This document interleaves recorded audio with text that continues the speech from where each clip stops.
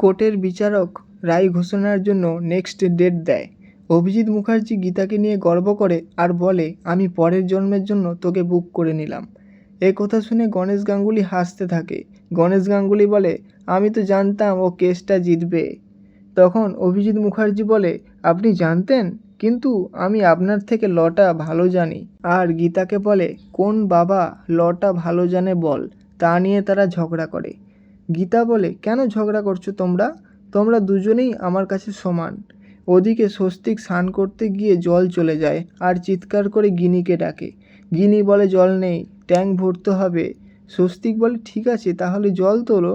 গিনি বলে, তুমি আমার সাথে মিষ্টি করে কথা বলো। আর গিনি যা যা শিখিয়ে দেয় স্বস্তিক ঠিক তেমনভাবেই কথা বলে।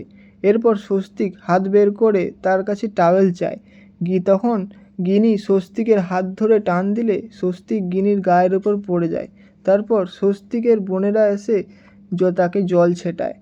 স্বস্তিক রেগে গিয়ে তাদেরকে বলে, গেট আউট। এরপর স্বস্তিক গিনির ফোন করে।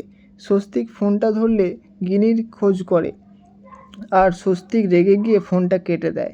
তারপর গিনিকে বলে, কবিতা লেখা কোনো ব্যাপার নাকি? গিনি বলে, তাই, তাহলে বলো দেখি।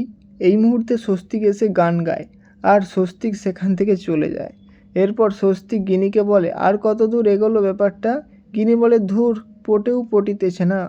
অন্যদিকে কৃপান রাস্তায় অভিজিৎ মুখার্জিকে বলে, মেহেককে কেউ কালকে দেখতে আসবে না।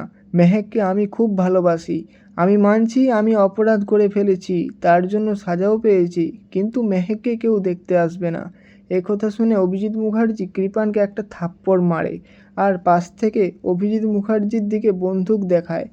তখনই গীতা এসে কৃপানকে বলে, তোর মতো সাপের বাচ্চার সাথে মেহেকের বিয়ে দেব না। কৃপান অনেকবার করে বলে, আমি মেহেককে সত্যিই ভালোবাসি, কিন্তু তারা তার কথা না শুনে সেখান থেকে চলে যায়। আর যেতে গেলে কৃপান গীতার দিকে বন্দুক তাক করে। গীতা এসে বন্দুককে চালাতে বলে এবং বলে, এবার যদি কোনো বেআইনি কাজ করিস তাহলে সোজা কোর্টে চালান করে দেবো। এই বলে সেখান থেকে চলে যায়। ওদিকে মেহেককে পাত্রপক্ষ দেখতে আসবে বলে সবাই মিলে মেহেককে তৈরি করে দেয়।